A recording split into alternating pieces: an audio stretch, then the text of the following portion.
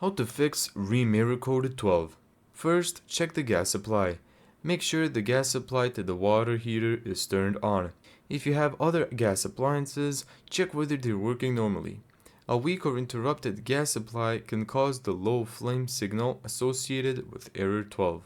Step 2. Reset the water heater. After checking the gas supply, turn the water heater off and back on according to your model's controls. Then allow it to attempt ignition again. Step 3. Check the pilot/ignition area. If error 12 returns, Rheem identifies carbon buildup on the electrode as one possible cause. The electrode and pilot assembly are part of the combustion system, so don't disassemble or service them unless you're qualified to work on gas appliances. Rheem's technical bulletin specifically identifies cleaning the spark electrode and pilot hood as a service procedure. Step 4. Check the pilot tube. Rheem also lists a restricted pilot tube as a possible cause of error 12. A technician can inspect the tube for an obstruction and verify that the pilot is receiving the correct gas flow.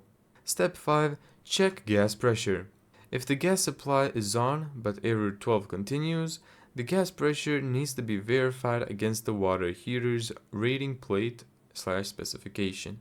This requires proper gas pressure testing equipment, so it's a job for qualified technicians. Rheem specifically lists low gas supply pressure as the first troubleshooting cause for this error 12 configuration. Thank you so much for watching this video. If you found this tutorial helpful, make sure to give it a thumbs up and subscribe. And as always, see you in the next video.